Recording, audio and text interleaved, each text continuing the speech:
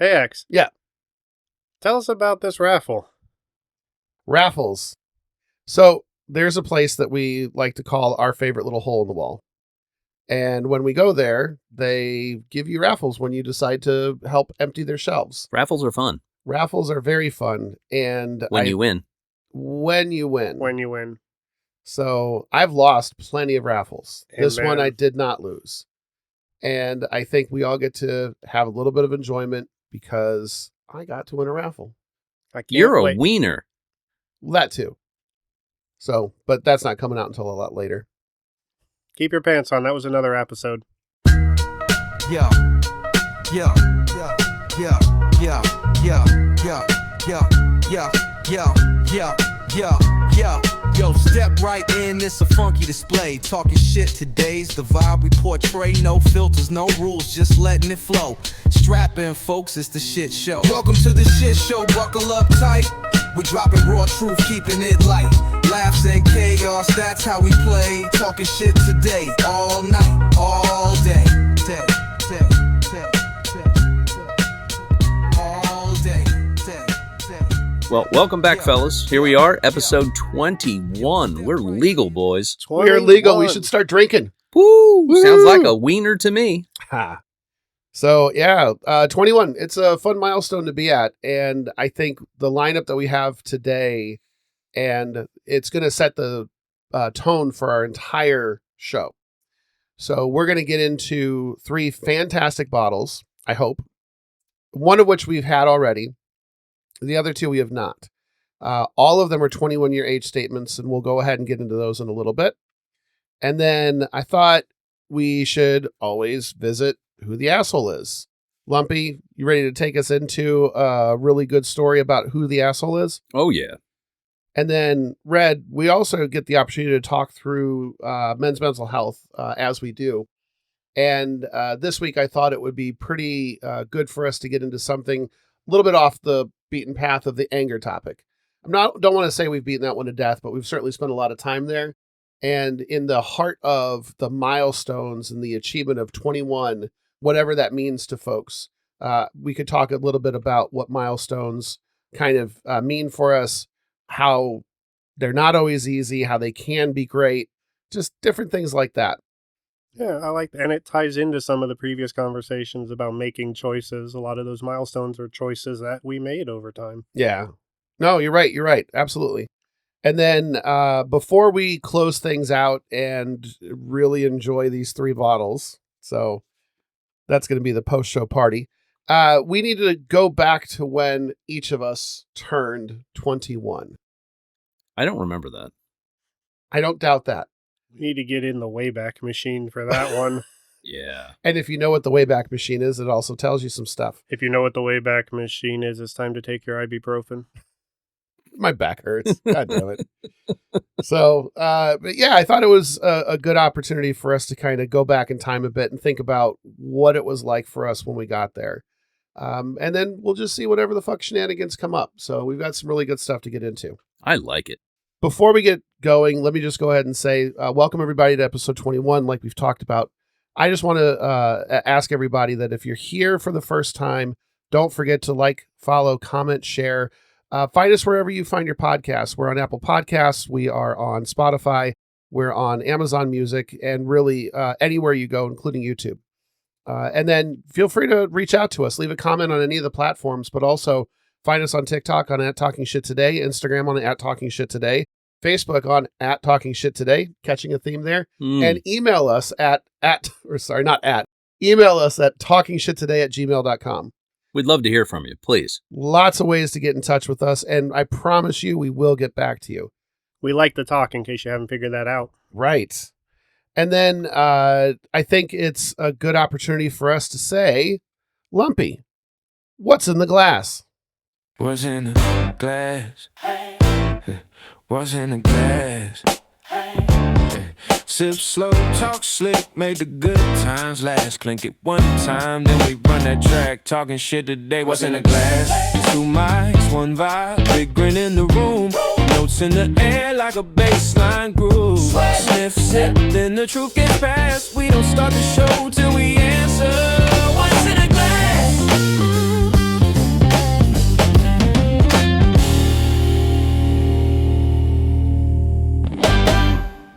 So, as we're getting into what's in the glass, I'm going to give the honors over to Big Red Whiskey. Tell us what's going to be in our glass first tonight. All right, our first bottle, and you're going to notice a theme as we go. We mentioned this is a Redbreast Irish whiskey, 21 year. I love a good Irish whiskey, and personally, I think Redbreast is one of my favorites. I've had many of their expressions. A quick little jaunt on here. This is low proof for y'all. This is a 92 proof. I know. It is triple distilled, oak cast finished, as so many are. Notes on the front of tropical fruit, wild berries, soft vanilla, and sherry nuttiness. That sounds delicious. It sounds delicious. It sounds delicious, and it's going to sound delicious when I pop this. Oh! Over here. Ooh. That was gorgeous. That really was a great pop. All right, where's some glasses, boys? Oh, I hear the glug. I hear the glug. I need some glug. I love the glug glug. Let's see here. Pour me half as much as you did X, because I'm not sure I'm going to like this too much. In case it's not good, and I can not have to dump it out into somebody else's glass. I appreciate that because we got a bunch to get through. Yeah, we do. I gave X an X-sized pour, so I understand. That's going to be something that's going to go on a t-shirt. Oh, speaking of t-shirts, gosh, guys, I said, oh my gosh, guys, gosh, I can't wait. Oh my god. Worse, So- Mickey. And I did bring up our rating scale so we can go ahead and put this to the Talking Shit Today test. But before we do, these shirts, I hope you've seen Loud Hawaiian shirts. Everybody has. Have you seen my fucking closet? Well, you just wait, my friend, because we're going to have the brand new logo plastered over 1,000 times on a button-up polyester Hawaiian You mean shirt. the brand new logo that's currently in the chair because you can't see it? It's on my back right now, but I am wearing it, as you can see by my name on the front of the shirt. Exactly right. You will be able to see Talking Shit Today every fucking place we go. I cannot wait for these things. I was really hoping that they'd be ready for this episode, but looks like we're going to have to wait till episode 22 for those. Oh, and I'm bringing that shit to comp. Oh, absolutely. Oh, I'm Well, going to wear that shit. I don't know if I would everywhere. wear the Talking Shit to the kids' Yeah, competition. probably not. Probably not good. Oh, yeah, I probably shouldn't wear that to my work event in the middle of the month when I'm off the clock because I might get in trouble for that. All right. So for the listeners, if you're not used to our rating scale, as we're sitting here fucking off, we are going to rate these pours based off of their appearance, the nose, also the palate, and then finish. We do go into the value, and it does not impact the actual result of the rating scale. And on these, we don't necessarily know all the values, so we don't necessarily need to go into that great depth. And honestly, they're kind of not the easiest things to come by. The Redbreast I've seen around a lot. They're not the easiest, but also the age statement means they're also not the most inexpensive bottles we have had in this recording studio. That's absolutely true. And although we'll soon reveal the others, they're not necessarily the easiest to come by. So I'm not sure how much we want to play into that. So, and then just a reminder of the rating scale itself. And I will go ahead and I'll ask our way through here. Dog shit, as you may imagine, it's like dog shit.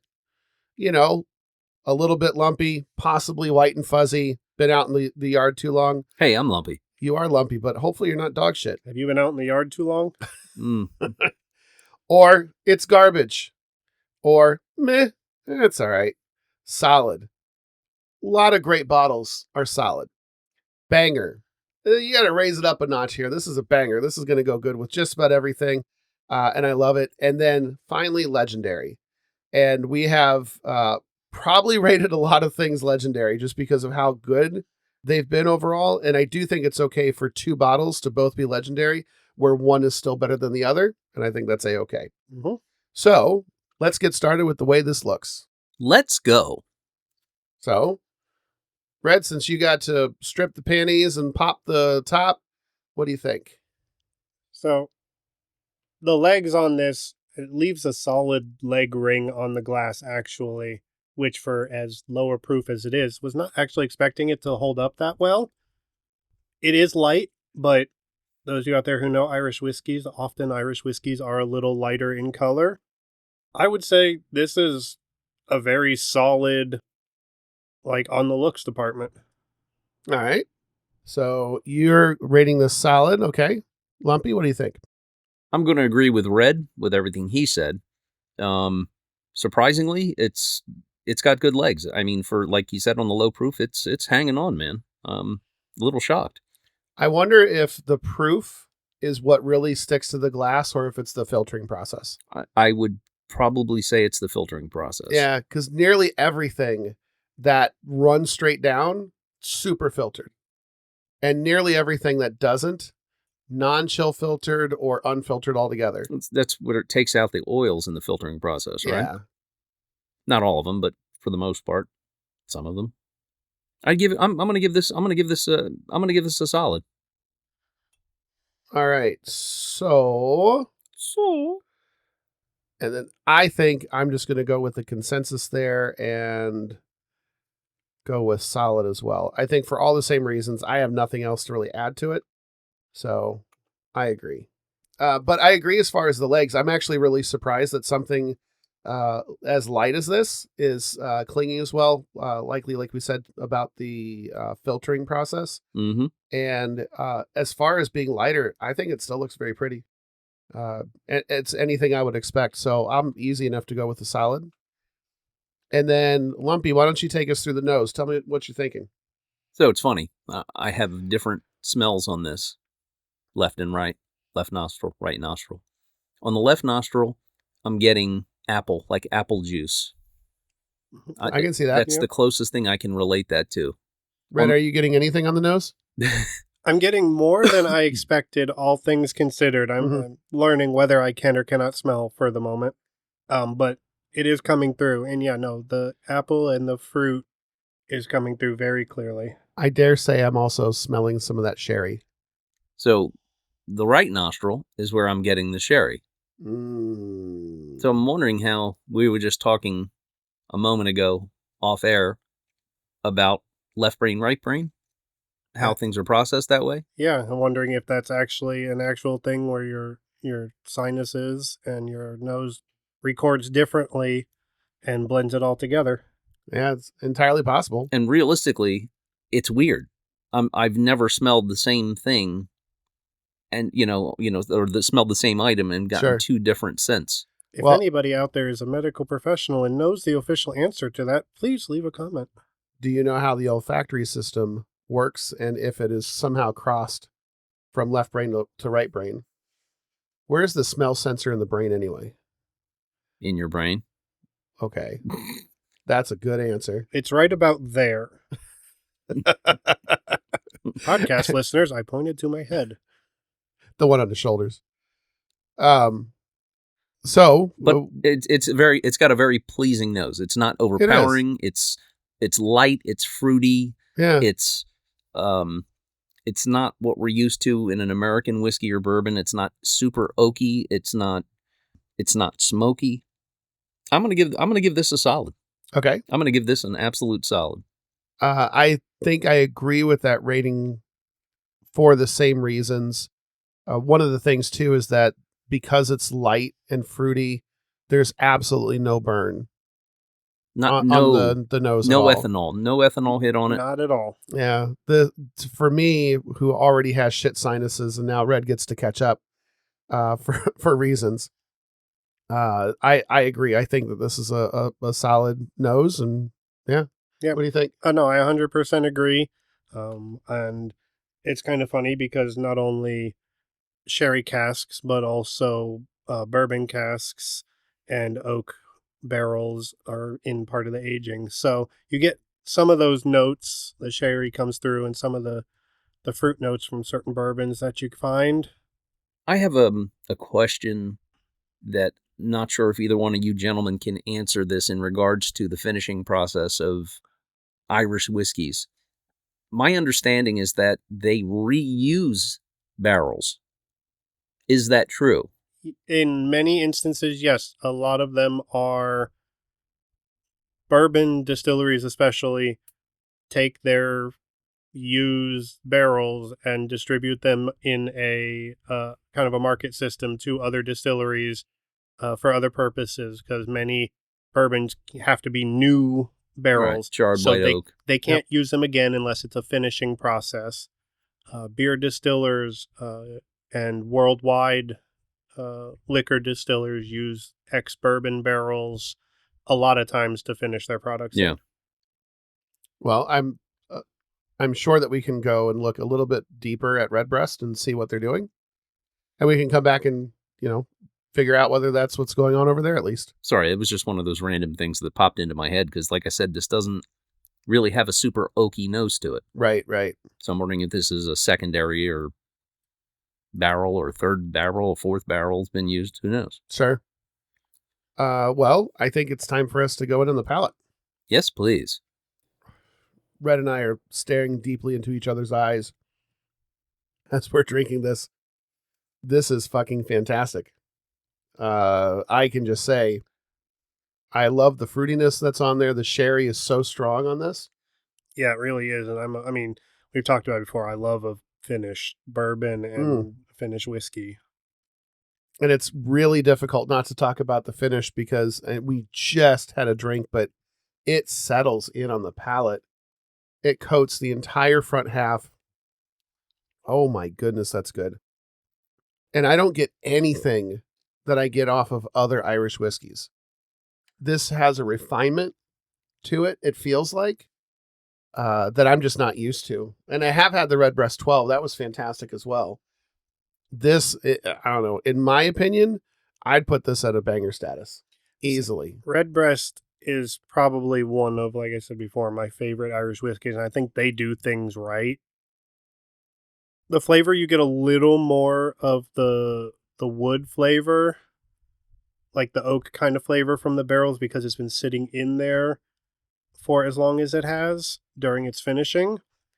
And so it's a little like oakier and maybe a touch earthier than some of the like 12 or 15 Redbreasts. Okay. But how many bourbons have we had that were like, I can taste the barrel? Oh, sure. And it's not a bad thing. It's just, it's an extra flavor profile. It's where the additional flavor comes from, yeah. Yeah. So, what would you rate this then? I might join you in the banger. And I love me an Irish whiskey. All right. Irish whiskey was one of the earliest things I got into. Well, this is the reason why a lot of people say that we should be on video.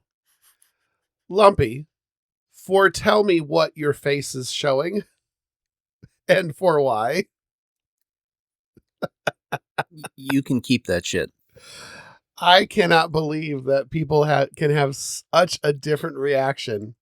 We all have fairly similar palates when it comes to bourbon. Oh, yeah. We've established this in general. This is way too close. This is way too close to Scotch for me.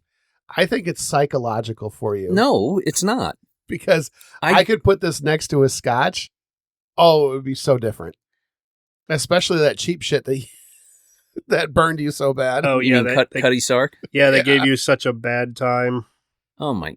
Well, yeah, man. I'm wondering Sorry, how much man. of it. No, I'm wondering how much of that is the malt and the barley because Irish whiskeys are heavy in malts and barleys, and if that's what triggers on your end. It Yeah. must be. I'm sorry, man.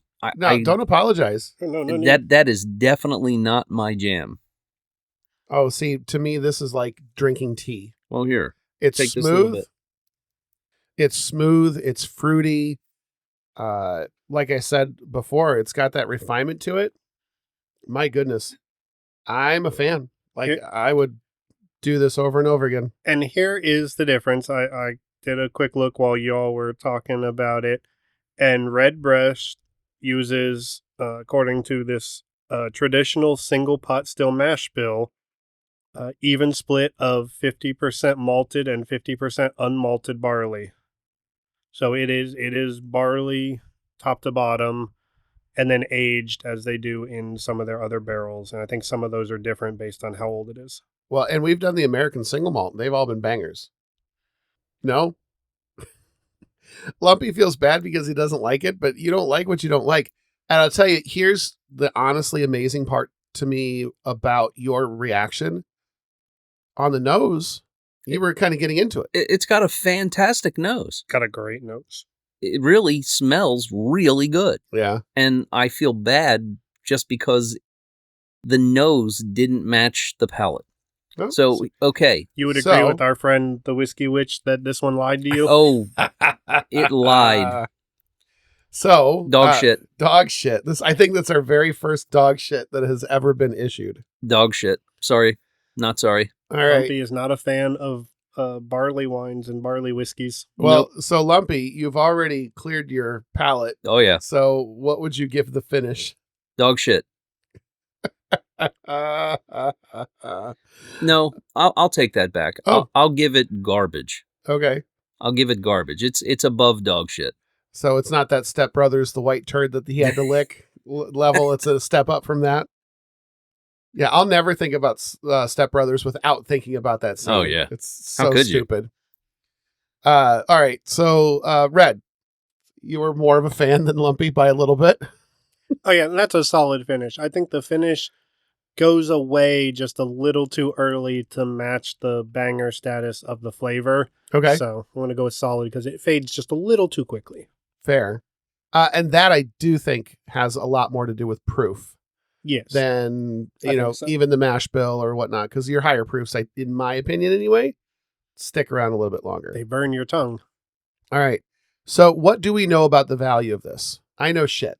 So I didn't do any research. I haven't tried to buy this. What do we know about the value of this I know bottle? shit. It is not an inexpensive bottle. Okay. I found this in the wild at a big box liquor store. It was on the shelf. It was a couple $100, somewhere in that ballpark. I don't have the exact number off the top of my head, but it was kind of price you would expect if you're walking down the aisle and see 18, 20-year-old bottles that are not five digits. Mm. You don't walk into the Costco liquor and see the $12,000 bottle of liquor they have behind the shelf. It's not one of those. Sure. Redbreast is kind of fairly well produced, and so a couple. And I'd say it's pretty approachable from a price point perspective. Yeah, even for a 21 year, a few $100, give or take, somewhere in the $200 to $400-ish range. I can't give an exact number. Sure. Okay. Depends on where you live. So that's fair. Since we don't know anything, let's see if we can move past this here. And let's see here. We need to rate this. So we'll say as far as value, we'll just go meh. Or for the flavor and everything else, where would you rate the cost versus all the other experience? I already know where Lumpy's at on this one. Dog shit or garbage? Garbage. Garbage. All right.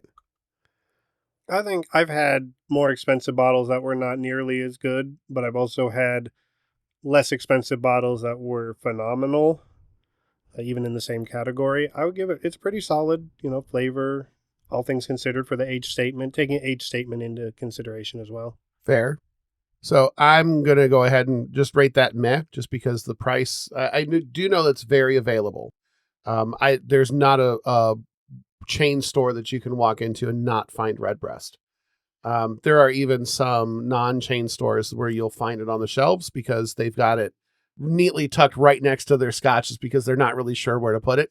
But I've seen that. It's the blending point between the Scotch shelf and the whiskey bourbon shelf, and they put the Irishes right in the middle. And then Jameson is somewhere below that on the shelf. I'm not a Jameson fan, just for the record. All right, so okay, so we see where this one lands, and I'll get to that in a moment.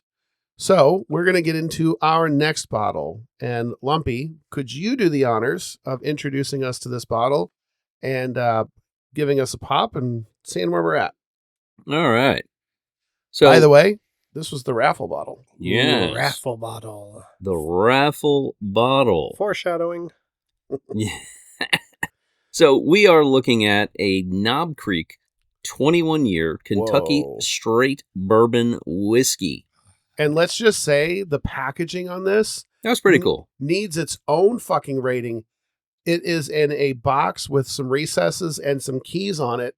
So that way you can very neatly display this however you like. It's open. It's an open box. It's a frame. Yeah. It's almost like in a picture frame, which is pretty cool. Is fun. I didn't bring the Redbreast box, but it came in a wooden box that slid open and was pretty freaking cool. That's awesome. So, for those need to know, this is a Jim Beam Knob Creek product out of Claremont, Kentucky. Again, it's a 100 proof straight bourbon Kentucky whiskey. Wow, it's a handsome looking color too. So let's give this bitch a pop. Let's go. For you. Wow. Love that. Well, gentlemen, I need glasses. Glasses you have. We know you're wearing them. Say when? Okay. Say when? When? That's a big red pour. That's not a General X pour, but that's okay. Oh. Gentlemen. Gentlemen. Cheers. Cheers. Cheers. That was a good cling. Calling. Let me put the top on so we don't accidentally fuck up and knock this over. Don't do that. We'll never see that bottle again. Hex is I don't- only lucky I don't once in a think- lifetime. Yeah, I was going to say, I've never seen it on the shelf until then, so probably won't see it again. I've never seen it until you said you entered a raffle for it. All right. Well, first thing we're going to get into is what is the look. So, and I think Lumpy, you get to kick us off here. Well, it's got a real nice mahogany color. Oh, yes. Um, Much darker than the Redbreast. yeah, a little bit. And only 8 proof higher. So, Yeah. It's 100 proof, so it's a bottle and bond. Trying to see what these legs look like on this thing. It's got good legs. It's got a nice glass coat on here, which is really good. and that makes my mouth water just a little bit knowing I that it's going know. to coat really well. Wow, that's got real nice legs the longer I let this thing sit. It coats the glass better than the Redbreast. The legs fall a little earlier, but the coat along where the swirl is a bit better. So it kind of yeah, a balance between the two. Also, yeah, that color is gorgeous. Matches some of the wooden cabinets in the recording studio. That's just you looking through the glass at the cabinets. Oh, you're right. Love that. All right. Well, we've been staring at her long enough. What do you want to rate her? Well, based on what I see right now, I'm giving this. I'm going to give this a banger. All right. Since we're keeping up with the rotation here, I could not agree with that more. I think what I like the most about this is, as you take in the appearance, it gives me an anticipation that I really want to get this on the palate. I know I got to do something else first, but I really want to get this on the palate. So I'm going to go with banger as well. Red, finish us out on the nose. On the appearance. What do you see?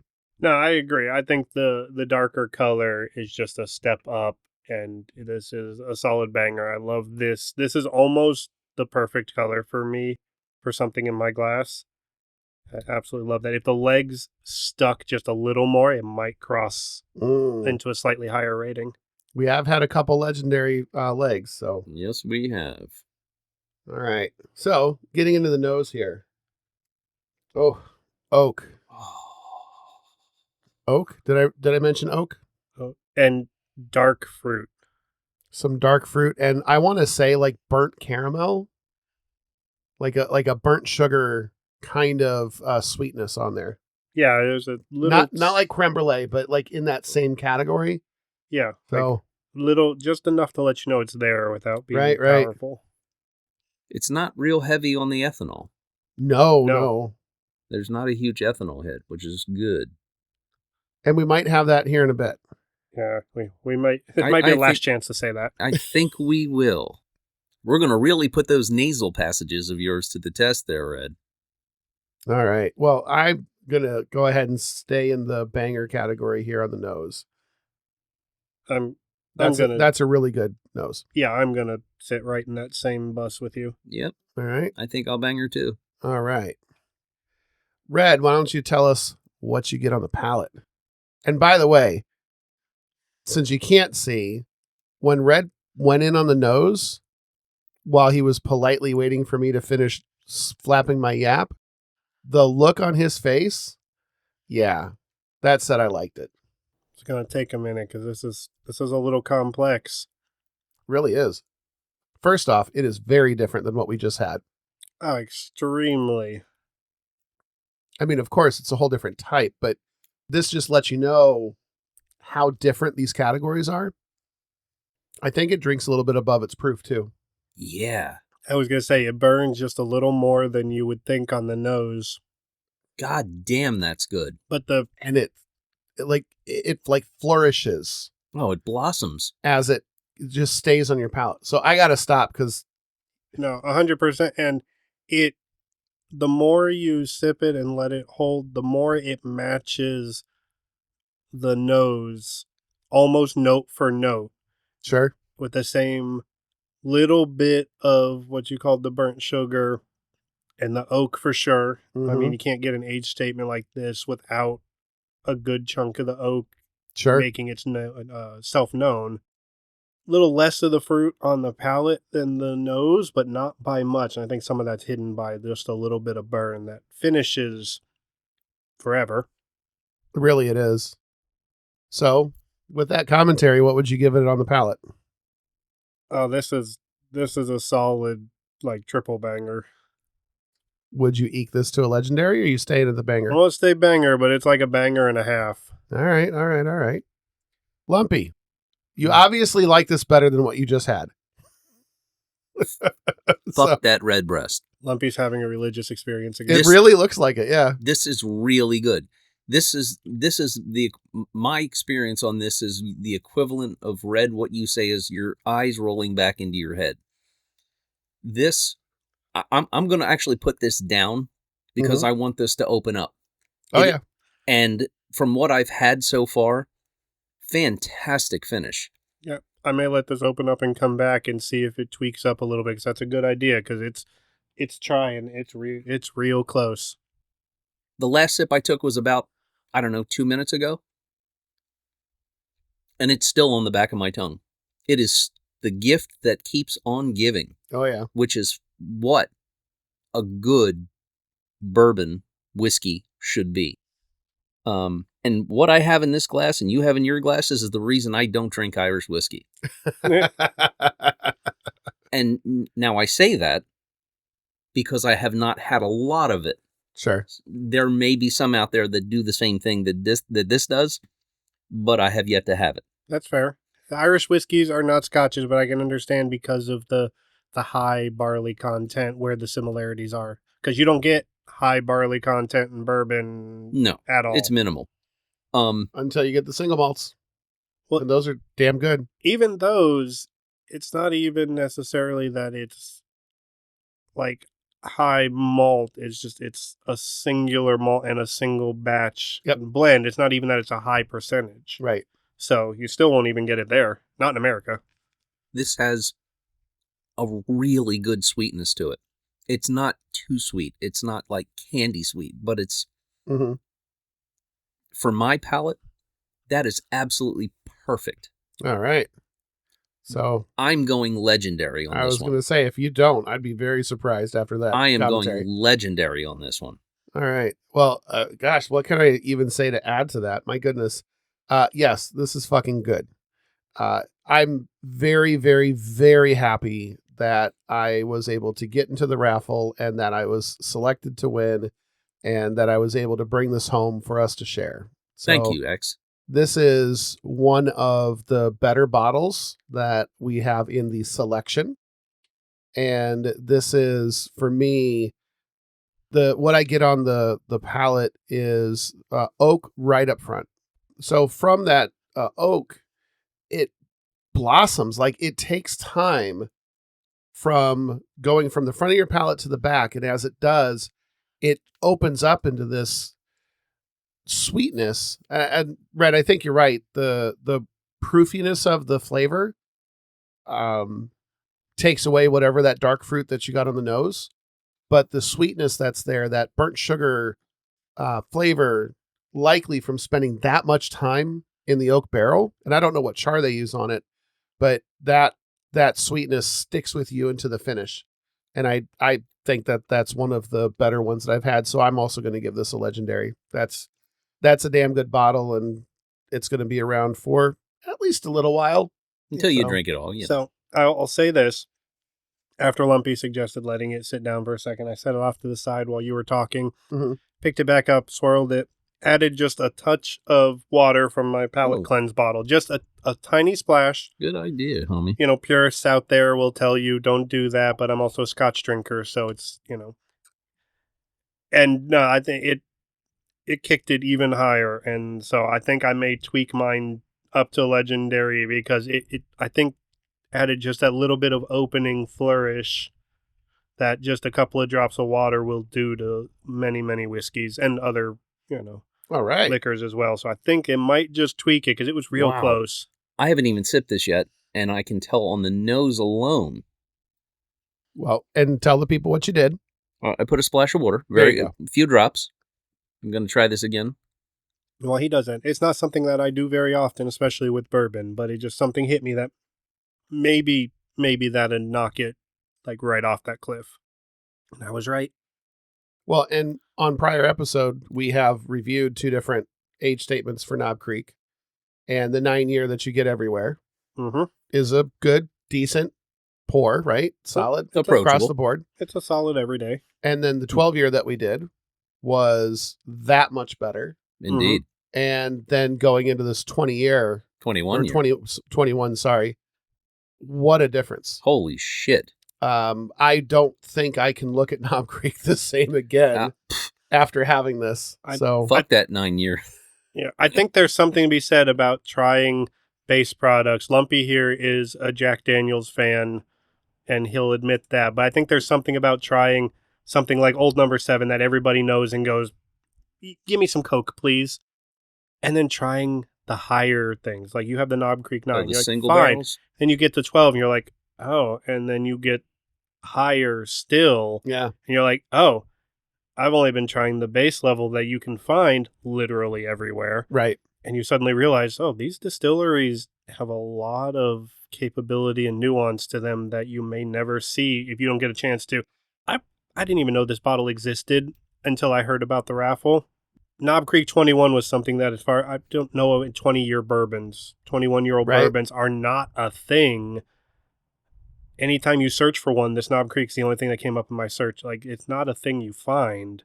Yeah, I think up to this point, the highest age statement bourbon might have been the Elijah Craig 18 that I've had. Yeah. It's just so Which is fantastic and still in the selection.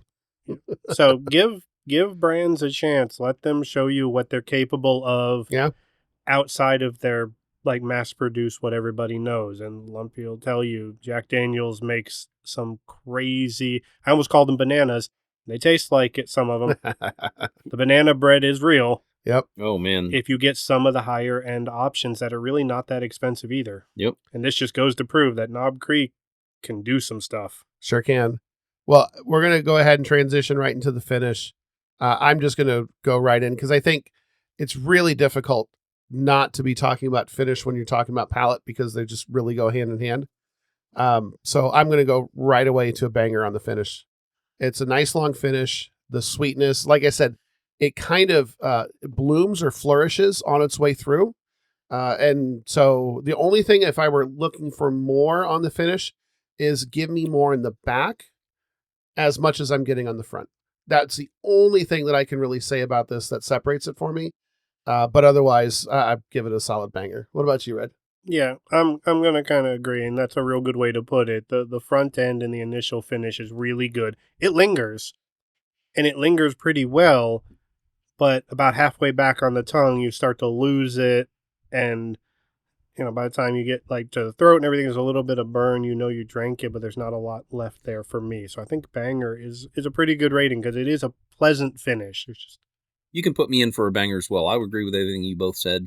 Okay. I wish the finish would hang out a little bit longer. It has a good finish. Yeah. But it's not legendary status finish. no, Yeah. we've had ones where the finish 5 minutes later and we Yeah, were still yeah, oh, yeah. tasting Oh, yeah. what was in the glass, and it's like, oh, this is amazing. And we can't wait for that to be released. This, All right. This is really good though. This Yeah, is really good. This is a hell of a raffle win. So let me just say on the value for this was not the easiest for people to find. It's not available anywhere. 2, the price point is kind of up there. So I think as far as what it is, the difficulty in getting it, the level of Knob Creek that this is, like, I can't even say the level of Knob Creek. Like, this is just a great bourbon. Yeah. I would honestly give the value, even though it's hard to get, even though it's kind of pricey. I'd still say this is a banger for the value, just given the profile, what you get on the nose, what you get on the palate, the finish. I think it all adds up to a banger. What do you think, Red? It's kind of hard to say, knowing a little bit about the price point and the difficulty, and I think the difficulty makes it harder to give it a higher rating. Mm-hmm. So it's very solid for the price point and everything on it, but I think it's just so hard. You have to know somebody Oh, sure. to get a hold of one of these. And I don't think I can give it much higher than a solid, because I'm never going to probably see this bottle available for me to pay for anywhere. Sure. Yeah, I'd agree. I don't know. This is I'm gonna have to go with a solid on that one. Fair. And again, just so everybody remembers, value doesn't impact the overall rating. So, but I will say this rated a little bit better than the Redbreast. Lumpy Couldn't had imagine something why. to do with that. All right, now we're going to get into the last bottle of our What's in the Glass. So what I am holding here is a bottle that has been loved, has been on the show before, but in the theme of 21 years, I do not have a lot of things with a 21-year age statement. They're not easy to find that aren't scotches. Looking for a bottle when I got that Redbreast, thinking everything I'm looking at right now is a scotch. Lumpy's going to throw up. It's hard to find not scotches, or there are some rums and things too, but like not scotches that are 21 plus are very difficult. Well, this one was a bottle. So just to get into it, this is a rare character, limited release, as many of them are.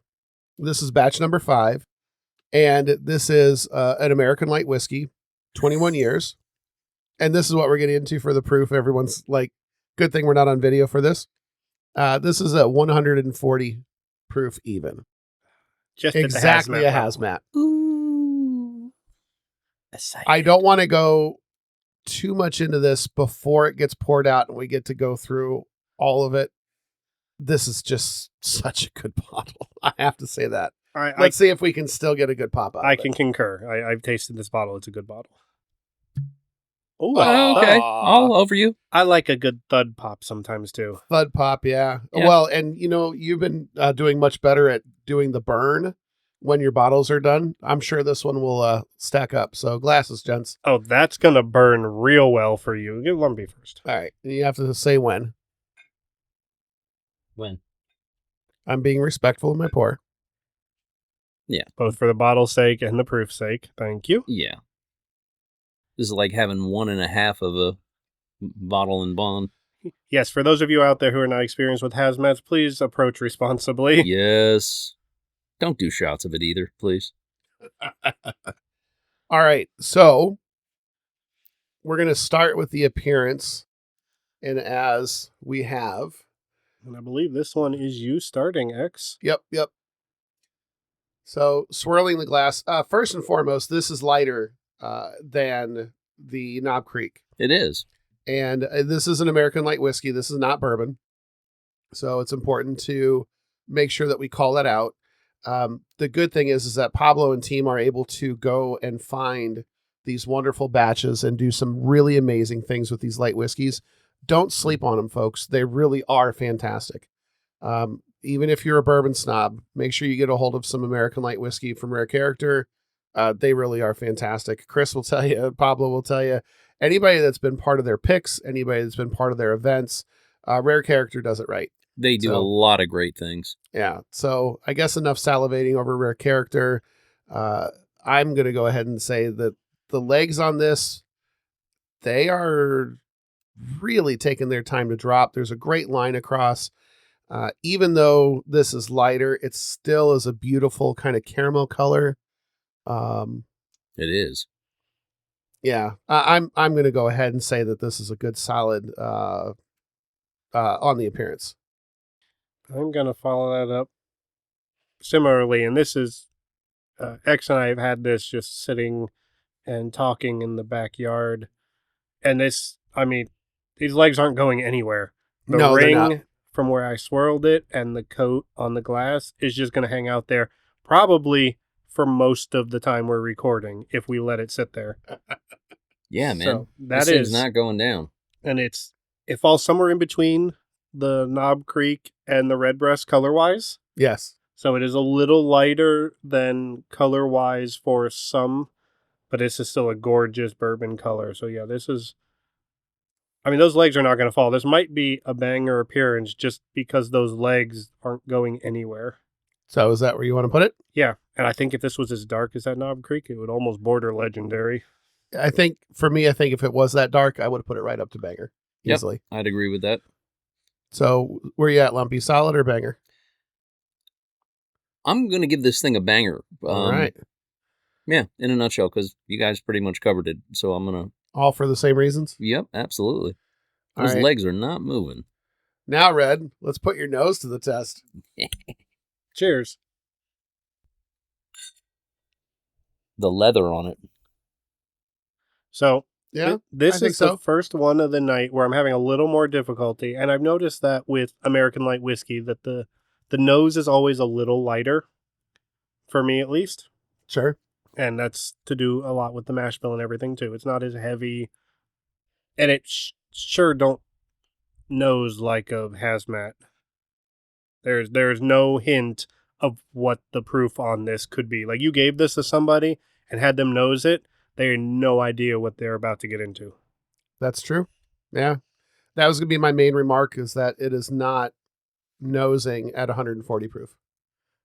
And we are doing this, for those of you who know the differences, we are doing these out of Glencairn glasses, notorious for pumping ethanol into your nose when you're sniffing, unlike some other glasses do, and nothing tonight at all. Yeah.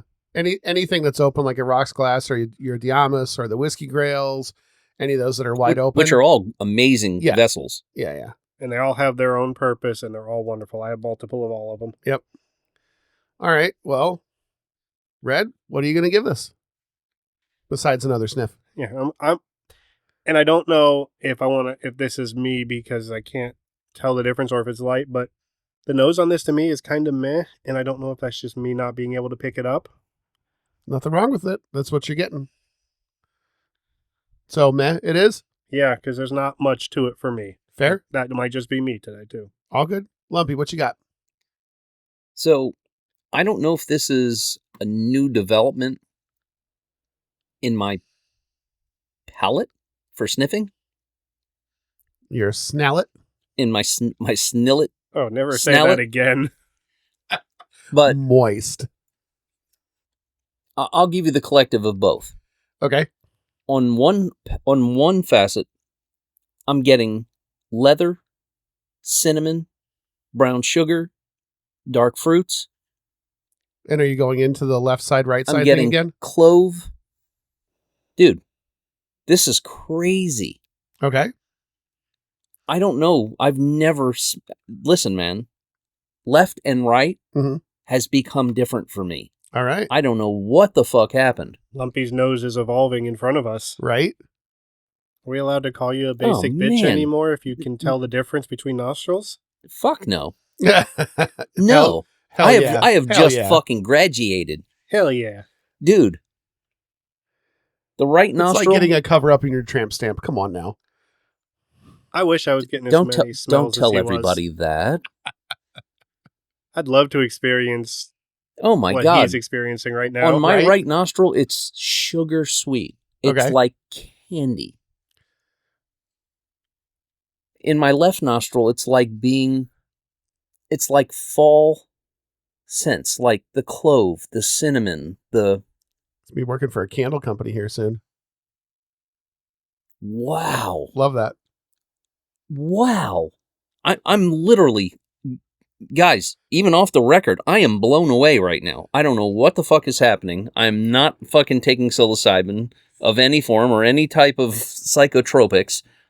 My fucking nose is like on fucking hyper whatever. Yeah. That's cool. So, Should keep that somehow. right? Share it. So, what's your rating? On the nose, this is fucking legendary. All right. This is fucking legendary. It's actually legendary on my right nostril, and it's fucking banger on my left nostril. So we got a fucking legendary banger. a legendary banger. So I'm going with legendary since it Sounds creeped. like a movie I watched when I was 18. Since it That was creeped. my nickname in college. Legendary banger. Oh my god. This is really fucking amazing. Yeah. For me on the nose, I kind of share more of what Red's experience is in that it's light. I'm not picking up the complexities. My nose is, normally shit anyway. So I kind of like give it to that. I think the really strong ones like the Knob Creek got through the problems that I have in my nasal cavity. So I'm going to go with a solid as far as the nose goes. I am sorry you guys are not getting what I'm getting. Yeah, me too. But guess what? We can all share in the next. Mm. Let's get into this palette, and Lumpy, tell us what you think. Let's go. Oh my God. I found the ethanol the other bottles were missing. Oh yes, this is definitely 100 proof or 140 proof. And yeah, based on the nose, and you give this to somebody who doesn't know, I don't know if they would know what to expect when they sipped it, because that would knock them sideways. Oh, and if you give it a proper Kentucky chew, you're going to feel it in your lips. Mm-hmm. The hazmats tend to hang around with you a little bit, Oh, but not unpleasantly. I'm getting the cinnamon. Yeah, go ahead. I know. I want to jump in too, but I know, it's Lumpy's like- over there like Lumpy's chewing masturbating properly. inside of his brain right now. Dude, I can't even think. I can't even think. He has had a movement that he cannot explain. That's We're- unfucking real. This That is batch 5. Yeah. This is unfucking Pablo. If you hear this, dude, good fucking pick, buddy. Well, when I mentioned it to Chris when we were at the event, he had said all I did was describe it, and he's like, "Oh, batch 5," like because he knew right away. Whiskey Gorilla, by the way, is who we're talking about. It was on episode 17, and he's like, "Oh yeah, batch 5." Like this is a renowned bottle, and I just grabbed it by chance. I was at a liquor store in Michigan. This is where you got this? Yeah. It was on one of my trips up to Michigan. I looked on the shelf and all I saw was rare character and 140 proof. I said, that's coming home. I knew nothing else about this. I did not open it until I got home. Oh my God. This is honestly one of my favorite bottles. And I do have a lot of favorite bottles.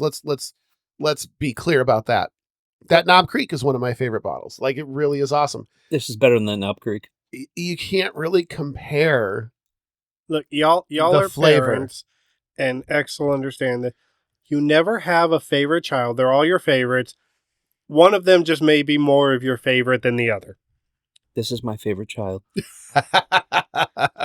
This is my favorite child. This, I don't know. bro, We have a bottle over there that might try to contend with it. no. You talking about the old? Huh? I don't know, man. I'm going to save a little bit of this, and we'll compare it to that.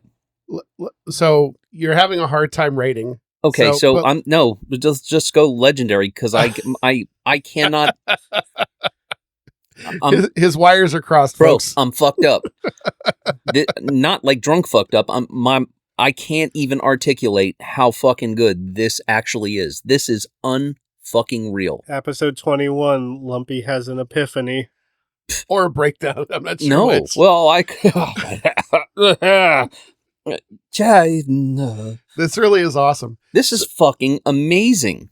Let me go into this. Mm-hmm. I know when I was first talking about the bottle, I had already said this is one of my favorites. And in complete transparency for folks, about half the bottle was gone before we got into this episode because I've had it for a while. And this is a bottle I come and visit every so often because it's one of those one-ups, right? I'm never going to see this again. I'm not sure that batch 5 is out there anywhere other than on someone's dusty shelf. And that's a rare character thing. They make small batches. Yeah. They get like 1 or 2 barrels of something, and then Yep. it's gone forever. So if you see a rare character, you will not see that rare character again, most likely. And who knows what that originally was before they blended it. Right. So this has a lot going on. And this is one of the reasons why I love hazmats. Not because they're high proof. I like the proof. Don't get me wrong.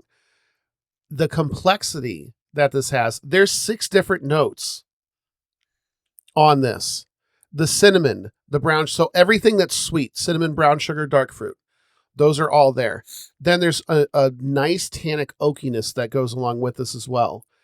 There's also the leather that we talked about. And then there's got to be some kind of tobacco that's just there in the back. The only kind of bourbon or whiskey flavor that it's missing is a rye spice. Bro. That's the only thing I don't get on this. And I think the ethanol covers for some of the rye pepperiness just on the burn factor of it.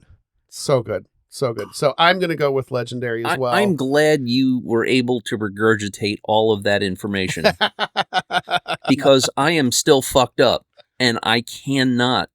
X just said all the things that Lumpy's face was saying without words. Dude, I still taste it. I still it's still there. I'm actively chewing on the flavor and I set my cup down before X started talking and I'm still chewing on it. And butterscotch.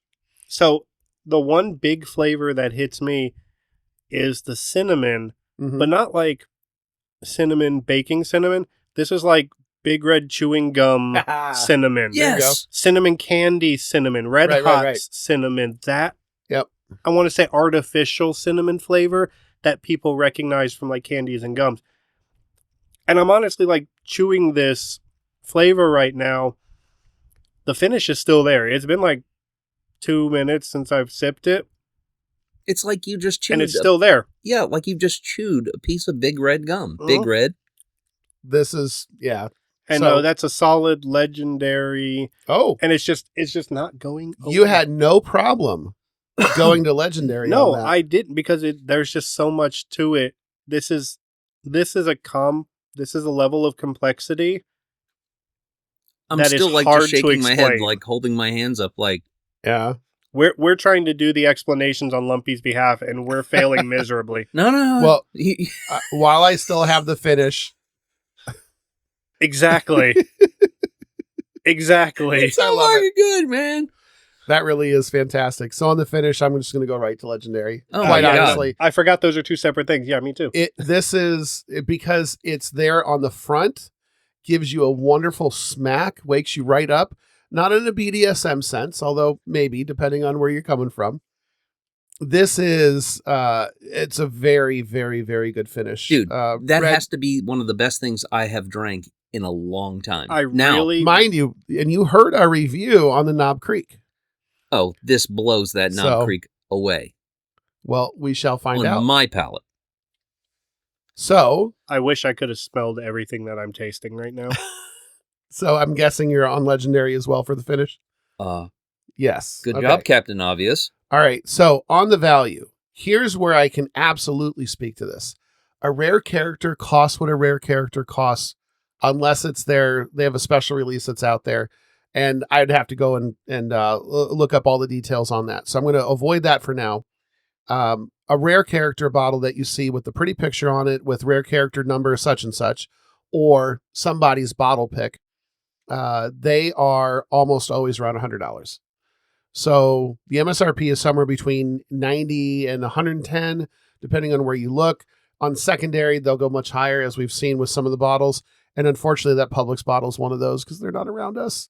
I'm so sad. That's whack. I checked so many Publixes for that bottle. It's not even funny. All of the eastern side of our county. Let me just tell you, I've educated so many Publix employees about rare character and bottle picks. Only one Publix that I walked into did I show the picture, and the girl behind the counter said, "Oh, you too, huh? Yeah, no, we're never going to see that bottle." And she's like, "Oh, you too?"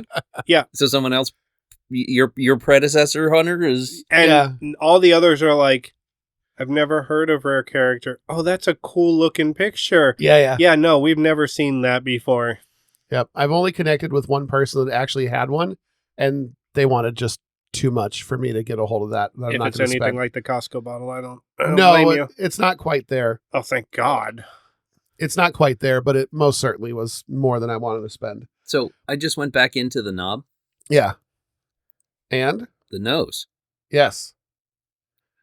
Fuck. I think we broke Lumpy. I think episode 21 just decided that Lumpy was the one getting an evolution today. There you go. Love it. All right. So as far as value goes, I'm going to give this banger as far as value. And the reason for that is $100 is expensive, right? It's not a cheap bottle. It's a fantastic bottle, and they're almost always one-ups. Because unless they're bringing something back like they did with the Black Angus, or some of their other rare releases that they do a routine on, or rather that they do routinely release, these are all limited releases, 100%. This is 2,700 bottles only. Yeah, you're just not going to see them.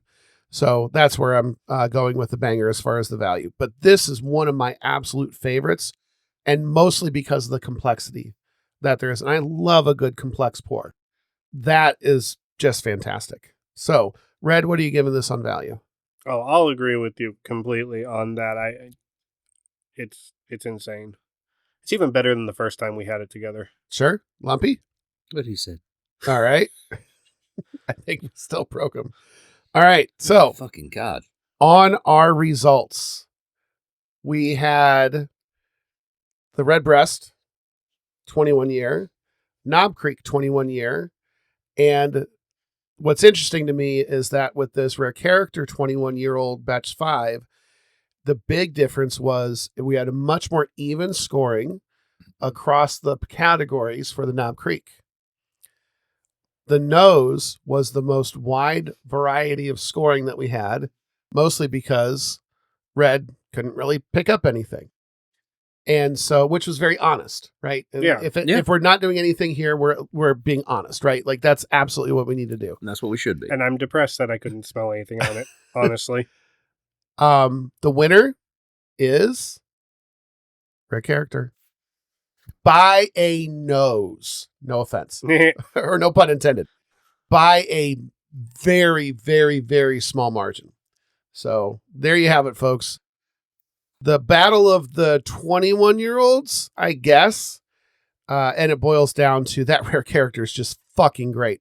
If you can find Rare Character, don't pass it up. If you can get a hold of that Knob Creek 21, don't pass it up. If you like Irish whiskey and you can get that Redbreast 21, Pass it up.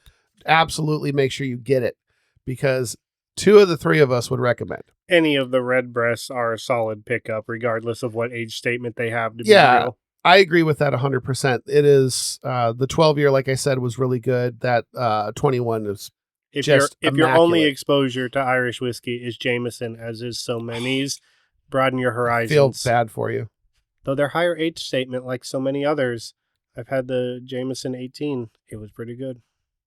I don't know, like Maker's Cask, the one that everybody raves about. Like it's special, but I It's can't better do than it. regular. I think an IPA might be better than regular Maker's. Whoa, that's a fucking Yeah. bold statement there, Those Rex. that's not even fighting words. That's like you fired a cannon at their building. Shots fired. I guess if we could go and, dip the bottle in our own wax and all that sort of stuff, it might be worth it for the experience. I'm you just can- not a Maker's fan. We don't want to hear about you dipping things in your own wax. Oh, not my own wax. Well, you said your own wax. Well, you know what I mean. All right. Whatever, man. So, are you back with it? You okay? You back to Earth? Come out of orbit. Yeah, man. Yeah. You had a good reason to be up in Man, orbit, though. I saw people at Rockville that looked like you, but it wasn't whiskey they were touching. I'm sure. It was X. Just General remember, when X. you reach for the stars, you might get hit by a meteor. There you go. So, all right. Well, this is the time for us to go ahead and transition into a wonderful story. So, children, gather round as our elder Gen Xer here wants to go ahead and read you a lullaby story called Am I the Asshole? All right, gentlemen. You know what time it is. For anyone joining us for the first time, welcome. And also, you picked a great episode. We run a little segment on this show called Am I the Asshole? The premise is simple. We find a scenario, Could be from the interwebs, could be from something we made up. You'll never know. And we figure out who the asshole is. Usually there's a Kyle. Fuck It's you, Kyle. Yeah, fuck you, Kyle. Kyle is almost always the asshole. Or Karen. No, it could be a Karen too. You never know. Let's see what we got today. All right, so here we go. Am I the asshole for going off on my friend at a bourbon event after he won a bottle that should have been mine? There's a lot to unpack there. Interesting. I need some outside perspective on this because my wife says I'm wrong. My buddy says I'm wrong. And honestly, I think they're both wrong. So here we go. Me and my friend, I'll call him Kyle. Fuck you, Kyle. Fuck you, Kyle. So me and my friend, I'll call him Kyle, have been in the bourbon game together for about 3 years. We go to events together. We do bottle drops together. We split costs on stuff. It's a whole thing. We're a team. Or so I thought. So last month, we go to a bourbon event together. There's a raffle at the end of the night for a very special bottle. I'm talking a bottle that neither of us could realistically go out and buy. Allocated. Rare. The kind of thing you wait years for. We each bought raffle tickets. Fine. Normal. May the best man win. Kyle wins. Fine. Good for him. I congratulate him. I'm a little salty, but whatever. That's raffles. Here's where it goes sideways. 2 weeks go by. I don't hear anything about this bottle. No. Hey, come over and let's crack this thing. No. I'll bring it to the next hang. Nothing. So I bring it up. I say, hey man, when are we opening that bottle? What up, G? Let's go. and Kyle looks at me dead in the face and goes, oh, I'm saving that one. That's going in the collection. The what? Saving it in the collection. The what? I'm sorry. We were at the event together. I bought tickets too. The whole reason I was even at the event is because Kyle told me about it. If I hadn't have gone, he probably wouldn't have either. And now the bottle is just going on a shelf to collect dust where I get nothing? I told him how I felt. He said I was being ridiculous, that the bottle is his and he can do whatever he wants with it. I said that was a selfish way to look at a friendship. It got heated. We haven't really talked since. Am I the asshole? Ooh. Mm. There's a lot to unpack on that. Yeah, man. First off, what the hell do you mean saving it? What's that even mean? Well, let me throw this out there. Does Kyle owe his friend anything just because they attended an event together? Yeah, I mean, if- no, technically, 'cause they both put in for the raffle, and one Yeah. man won, one man didn't. We've all been there. Well, it also seems like the narrator is a little Kyle-esque in kind of the entitlement. Mm-hmm. Yeah, there's That- definitely a sense of entitlement. Yeah. All right. So is there an unwritten rule in the bourbon community about sharing a win with the person who brought you in? No, there are no unwritten rules when it comes to that. You collect if you want to collect, you store if you want to store, you squelch and make sure nobody else can find your favorite hole in the wall if you can. But I like the part of the community that shares. Agreed. We on the show have said hundreds of times that we ourselves have a selection, not a collection, meaning that every bottle should be opened, every bottle should be shared, and we are the fragile. We are the fragile. So If I have So- a bottle that's not open, it means I haven't gotten to it yet, unless there's a specific date attached to it. And if Kyle had said, I'm holding this until X date, like birthday, like a Kentucky Owl like a Kentucky Owl, that like once a opened Doc lasted Holiday. 3 weeks. Mm-hmm. Yeah, that is, like a Doc Holiday that barely lasted that long. So- Oh, so good too. All right. So is the person asking the question the asshole for expecting to benefit from Kyle's raffle ticket? Oh, see, This- that's where I take issue. Hold on, let me just jump in quick. Yeah, go for it. That's where the entitlement kind of kicks me in the ass on this one. Like I feel like if you're going into this with the expectation that they are absolutely going to share, then I think you're not approaching this right. Unless you have an agreement. And we've talked about this before about people that share collections. Yeah. Or selections. If you're talking with each other, if you have an agreement already, then you should expect it. But if that's not said, I don't know. We're kind of being a Kyle. All right, so let me throw something else out there. Does it change anything that the bottle is going into a collection and not being enjoyed? So I have strong feelings I've made known about people who buy bottles and put them on the shelf and they don't ever open them. I think that's terrible. But it's not, there's nothing wrong with that. That's perfectly viable. I don't Sure. agree with that, but this may be one of the few times that I say the named Kyle is not the asshole, and we may have prematurely told Kyle to go fuck off when he might not actually be the asshole in this situation, and that's really hard to say out loud. So let me throw this to you, X. Now that you've literally just won a bottle in a raffle and cracked it on the podcast tonight, Yes, sir. what does that scenario feel like to you personally?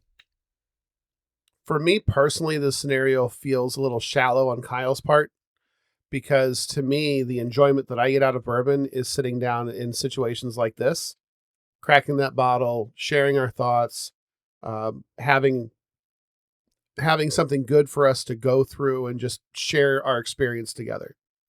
To me, bourbon is a shared experience. Agreed. So I think in that sense, Kyle is being shallow, but maybe not the asshole. Okay. So So that's my thought. So what's the verdict on this? Is he not the asshole? You're the asshole. Everyone sucks here, or no assholes here. I think everyone sucks, but I think narrator is being the asshole, Everyone not sucks, Kyle. but Kyle is for once not the asshole. The narrator is, but they both kind of suck. so for the first time, you're calling the narrator the asshole. I lean into that. I do think that narrator is being an entitled bitch here. Yeah. And you need to communicate. I think that's very important that you talk with people if you think that there's a standing agreement. So if the three of us went to, let's say, we went to a whiskey event, we all went on the raffle. We all were like, "Did you go in? Did you go in? Yeah. Oh, we all go in." So it's like, if you win that bottle, We tripled our chances. well, yes, Yeah. because that's how we roll. If Right. I have a bottle, my friends have a bottle. There's very few exceptions to that. But if I have a bottle, everybody does. Right. So, and again, But that's us. we all personally know people that are collectors, for sure. Mhm. and we're drinkers. Yep. We're Enthusiasts. drinkers. And sharers. Enthusiasts, correct. So, okay, so There's no enthusiasts anonymous, so we're okay. so do we all agree that the narrator's the bitch? I mean, the asshole? I think narrator is an asshole, and I do think everyone sucks. So I agree with that. So On we behalf of Talking Shit Today, we would like to apologize for saying "fuck you, Kyle" before we started this story. fuck you, Kyle. All right, there we go. Another "Am I the Asshole" segment. If you like what you're hearing, please like, comment, and share. You can find us where you get all of your podcasts. Find us on the socials. Comment. We'd love to hear from you. Email us. Whatever. We're here. Talking Shit Today. So Talking Right. shit is what we do, not who we are. right. All right. And like Lumpy said, check us out on all the socials at Talking Shit Today on Instagram, TikTok, Facebook. Just look for Talking Shit Today. Email us at talkingshittoday@gmail.com. Amen. So that was a great story time, sir. Thank you very much. Oh, thank you, Kyle, for giving us great content to talk shit about. There we go. Let's go ahead and let's get serious for a little bit. I know that's not easy for us, Putting on the serious face. especially, well, they can't see that. That's their problem. They can't see through the microphone. So back to seriousness. So in the effort to get a little more serious and to get ourselves focused on our mental health segment. Before we get into this, though, Lumpy, you want to go ahead and take us into a really positive reminder that we should always mention and make sure is at front of mind for folks? Absolutely. I'd like to throw it out there. We talk about it every episode. It's the National Suicide Prevention Hotline. The number is 988. If you're struggling and you need to talk, hit that number up. You can talk, text, you can call, text or message that number. Again, that's 988. It's the National Suicide Prevention Hotline. We need you here today. We need you here tomorrow. We need you here talking shit today. You're not allowed to give up. The world is better with you in it. We Don't promise. quit. So, as I'm giving myself a little palate cleanser there, before I go back in, and, for transparency for listeners, I did not drink everything that was poured into the Glens, so I was going right back through that lineup to the Redbreast, which is fucking fantastic. Not as good as the rest.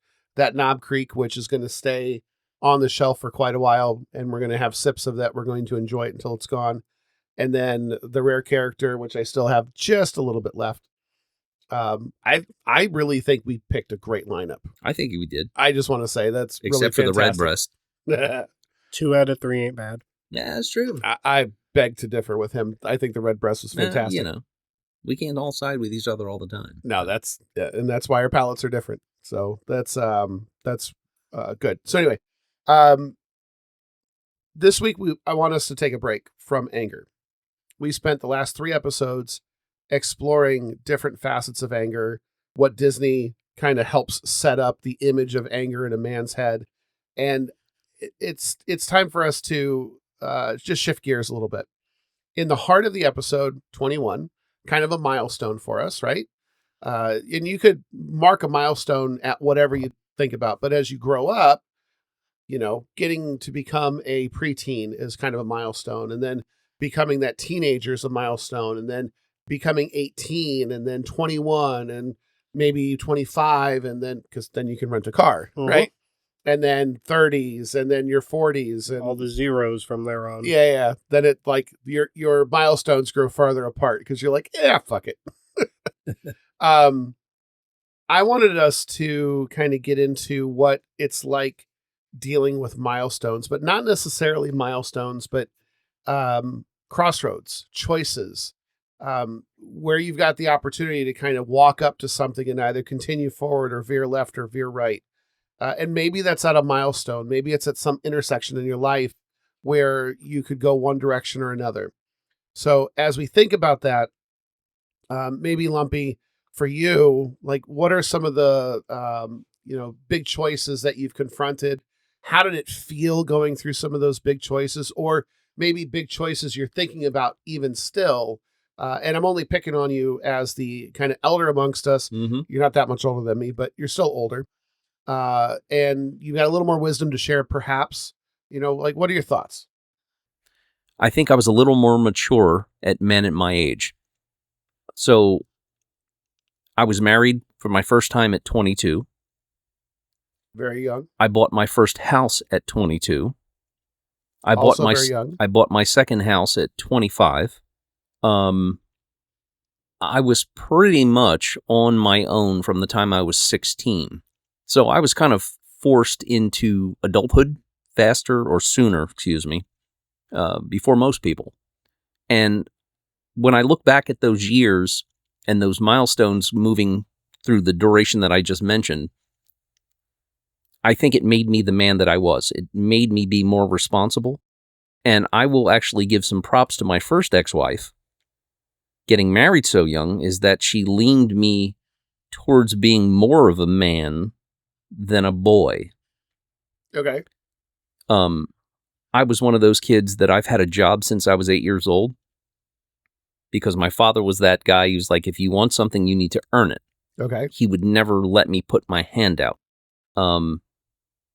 That's a whole nother topic. The point I'm getting at is that those first couple milestones, being young, I remember just having things that some of my childhood friends that moved as I got into my 20s still didn't have until they were into their 30s.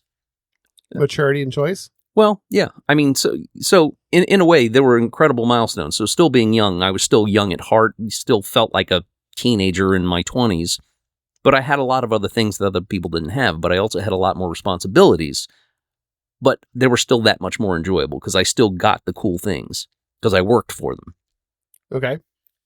I don't know if that was the route we were going down. Oh, honestly, it's whatever the route takes us. Yeah. And it is because, the marriage, the home ownership, the acquisition of things while still being able to, those are all milestones, and you hit them at maybe a different time than other people. So no, I think that's a pretty accurate route. Anyway, so moving forward, I built a lot of cool things by my own hands. Those milestones for me were really cool because I learned how to build something. I built my own pool in ground. I built my own in-ground pool. Cool.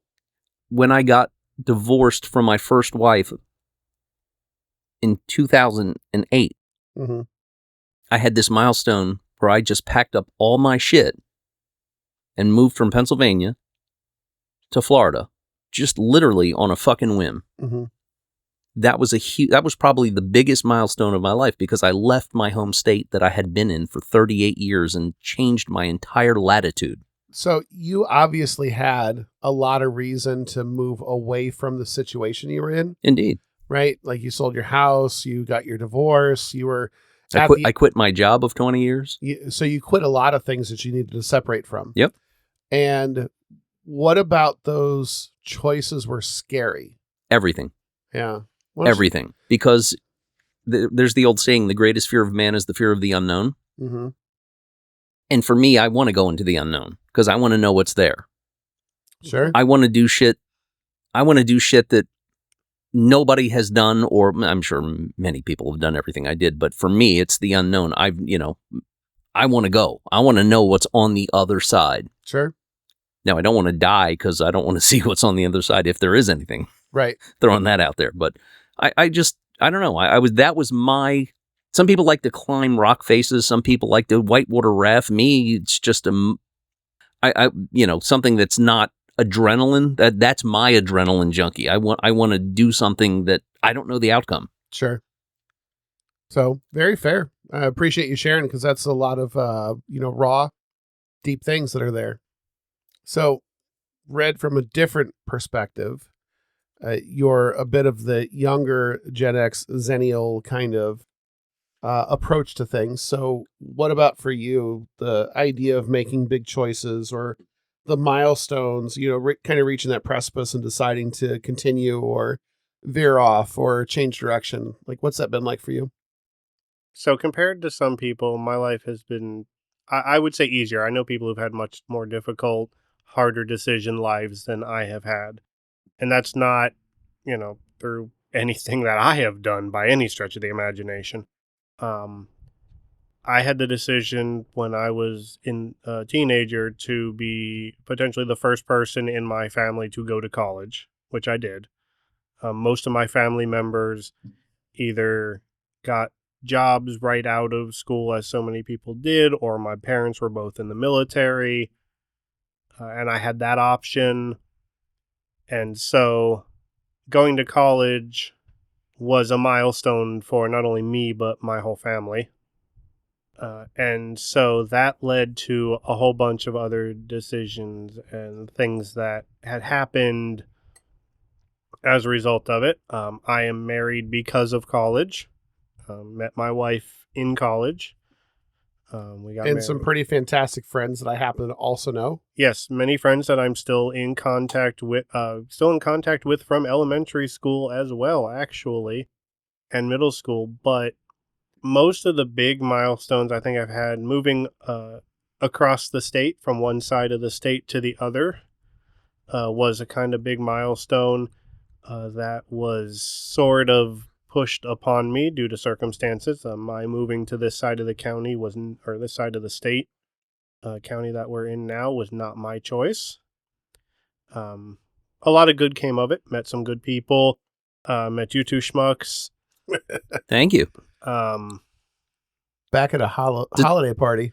Does that make us schmuckers? Schmuckers? With a name like Schmuckers, it's got to be good. No plug, Schmuckers. Mother Schmucker. Not sponsored yet. Maybe not ever. Yeah, well. And then a lot of the milestones then were job related. I kind of had some jobs, and I've been in the same sort of industry for, 12, 15 years, give or take, off and on. but I had an opportunity to move to Tallahassee for a job, which involved leaving my family behind while I moved to Tallahassee. So I moved and had my own place to live while my wife and her family were still here. Later would then come to the milestone crossroads, more of a crossroads of, do I continue on this career path that I have set in front of me where I can see future job promotion and I have a path even to my boss's position. He was willing to train me to take over for him when he left and possibly beyond. And that's a lot of possibility. So you're kind of like weighing the time away with the possibilities that are in front of you that haven't realized yet, And then, but could be. or do I, it was 2 years at that point. So that was 2 years. And after the first year was a lot of conversation about, do I continue with this, and then continued with it. And the second year is, do I continue with this? Because if I continue with this from here, I'm staying here for an extended period of time.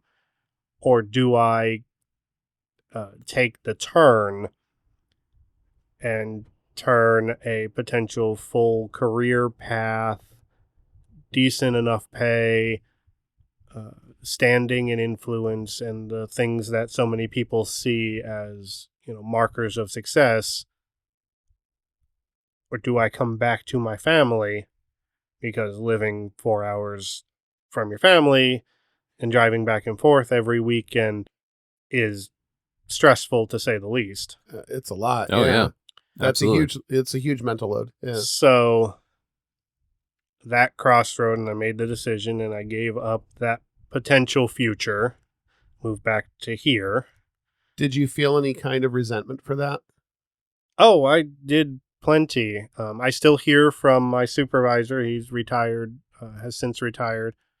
Still calls me every so often. We still talk. If he's in town or I'm in that area, we still meet up. That's cool. Yeah, good guy.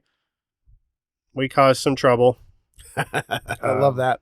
We caused a lot of trouble. Him and I got along far too well. That's good.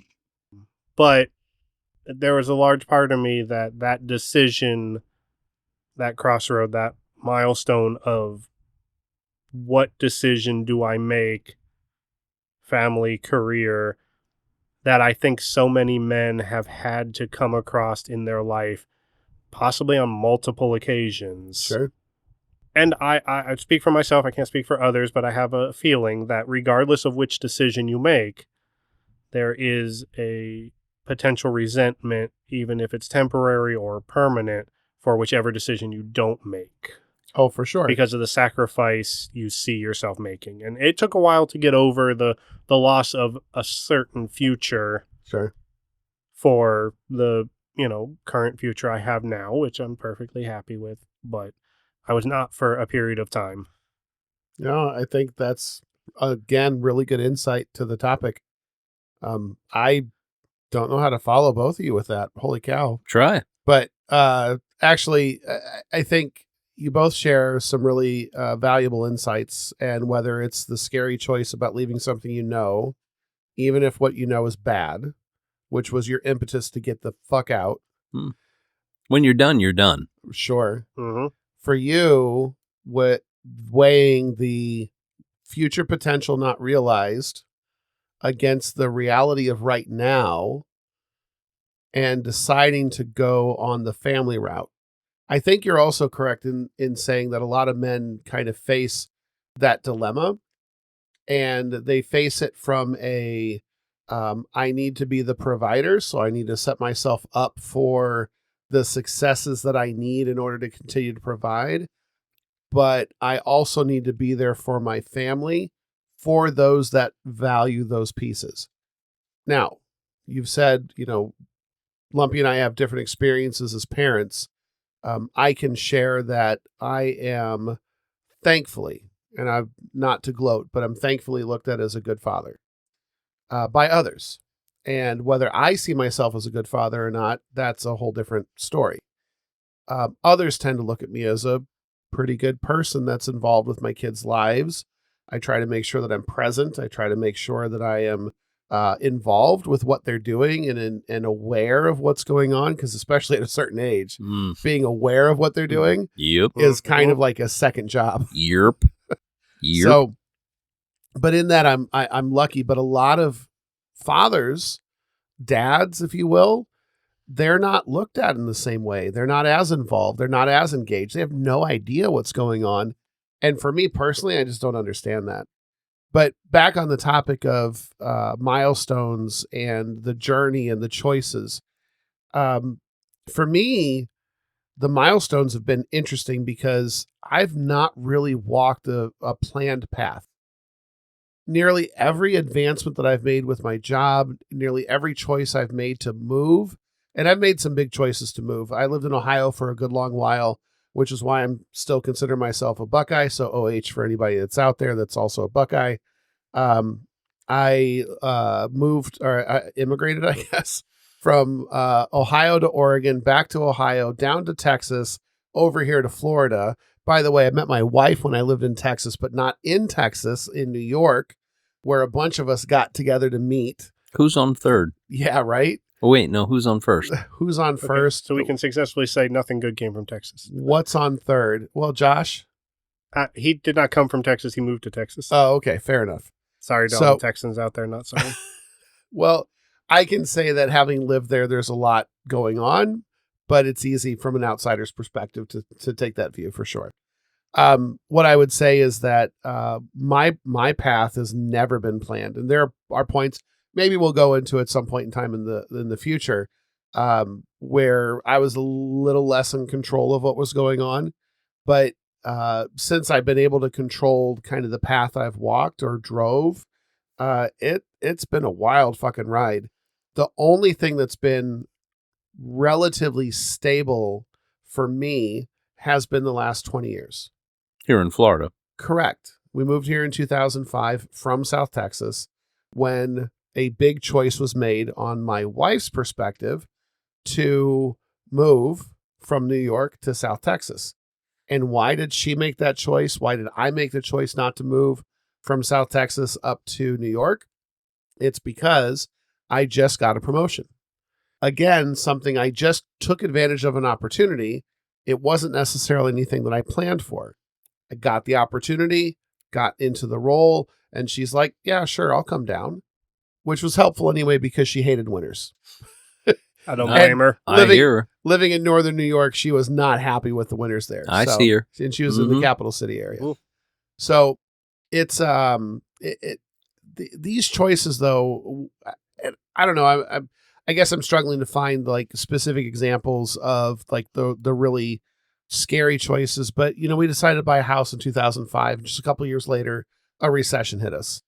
We decided to get married. Like just for the fact that I've been married to my wife for 20 years and known her for 23 years is just crazy. To be able to put up with a single human being for that long is incredible and amazing all by itself. Sure. Now, mind you, she's putting up with me a lot more than I'm putting up with her. But let me just say that it's mutual because as people spend that much time together, you don't always love every minute. And I think it is okay. And that is something that needs to be said out loud because there are storybook views of what a relationship should look like. And then there's the reality. Mrs. Big Red will agree with you after 16 and a half years of marriage and 20 years of knowing each other. We put up with each other on an equal basis. Sure. But her putting up with me more. Fair enough. Honesty is key. Yeah, absolutely. But I think choices in general can be very scary. And I think it's okay to be afraid. If I have any advice to offer anybody, I'm kind of inspired by this topic because I'm very close to a tiny human that is at the point of having to make a lot of choices. And for them, those choices feel like life choices. Oh, yeah. And the reality is, and this is for everybody, all the choices you make can change. You can decide a path and you can change your path. You can start with just a few steps and realize that's the wrong way to go. And all your fears were founded. So you should take a different path and do it. Or you finally let go of fear and you start that march and you realize none of your fears were founded. And it was a really good thing that you decided to move forward.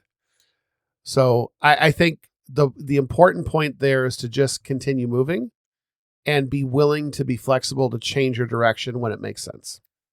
Well, nothing is ever planned. You can say it's planned. You can plan. You're going to plan to make that move. You're going to plan to have that child. You're going to plan to have this fantastic job. We even said before, you can plan to open that bottle. Hell yeah. Right? Let's go. But it's all about choices. Mm-hmm. And as human beings, it's very hard to make those choices. I have a little where I can give her two choices. Something simple, food. I can feed you A or I can feed you B. And she will literally go hours and not eat because that choice in her head is so hard to make. And she's always been that way. Not kicking her for that, but it's like, okay, do I have a tuna fish sandwich or do I have, a pastrami sandwich? Sure. And it's almost like, as a dad, I got to stop and say, wait a minute. In her head, this is a big choice. For sure. For me, I'm like, bro, just pick something. It's a version of, executive dysfunction, which is a whole separate category that would take probably multiple episodes to talk about by itself. But decision paralysis. I suffer from decision paralysis on numerous fronts. So I understand that. Not, small decisions like that, but there's a lot of decisions where it's like, A, B, or C, and I just go full deer in headlights. Sure. Because Well, and my natural tendency is to decide and move forward. I think I've experienced enough chaos in my life, and I've really been beaten down a lot.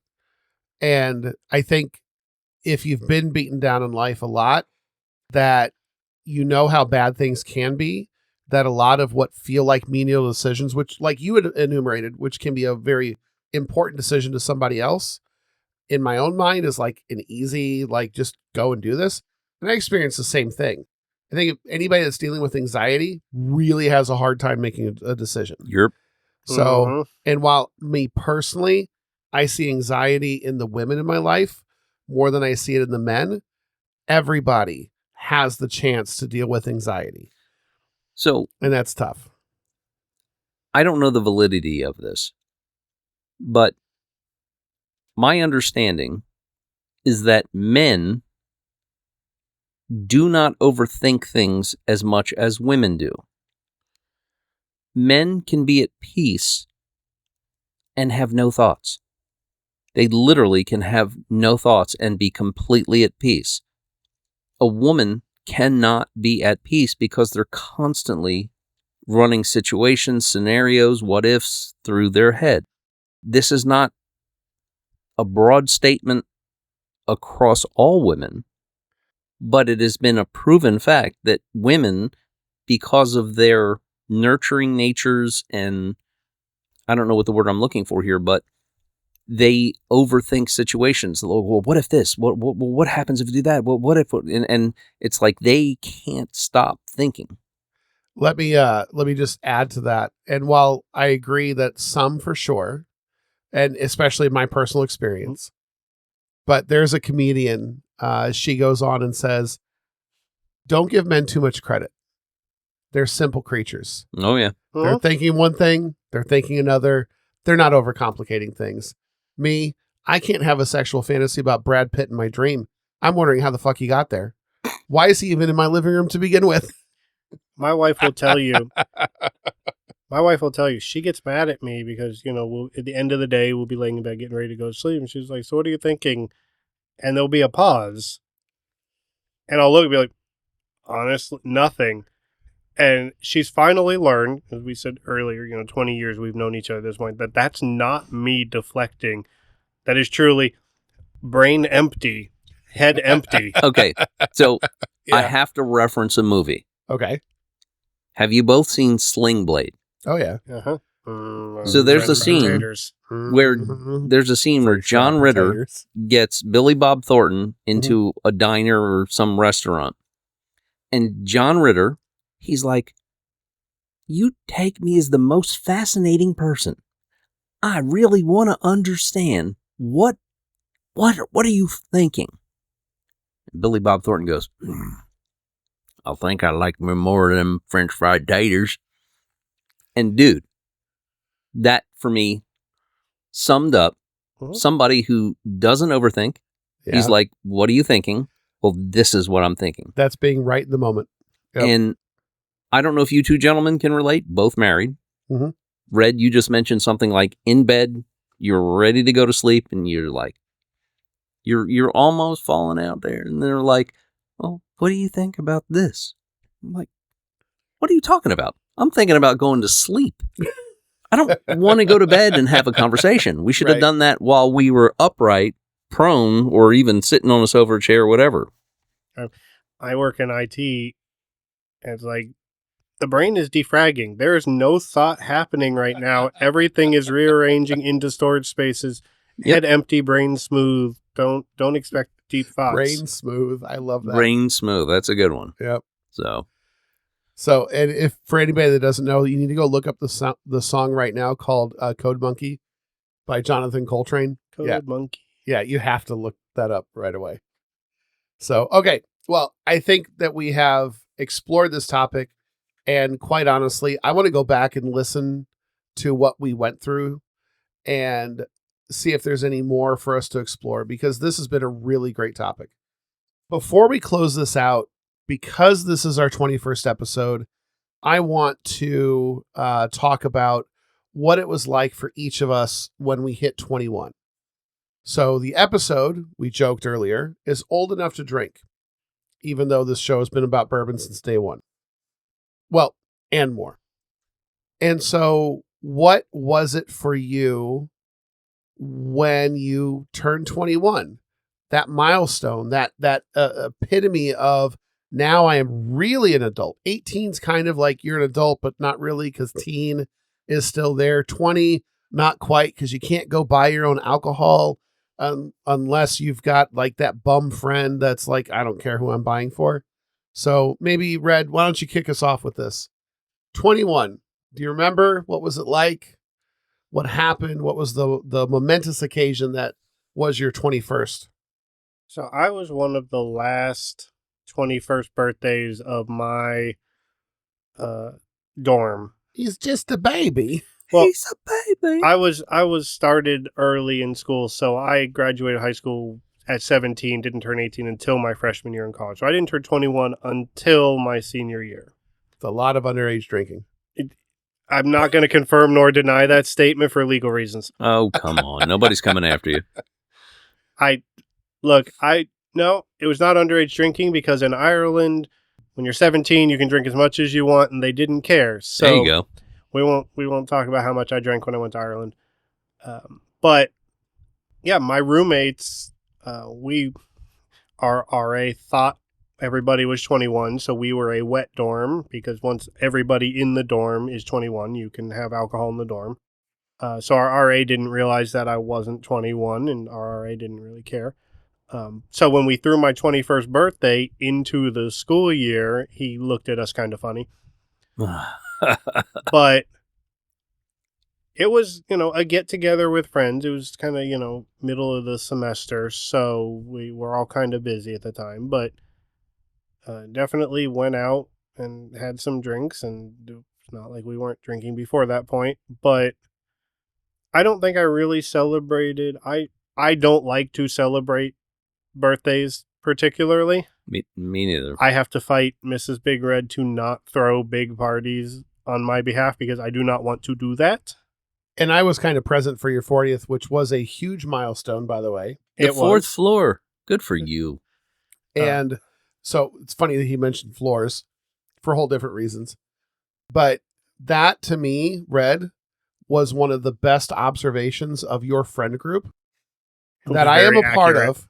That I am a part of. However, the care and attention that was paid to you by those that love you was absolutely amazing.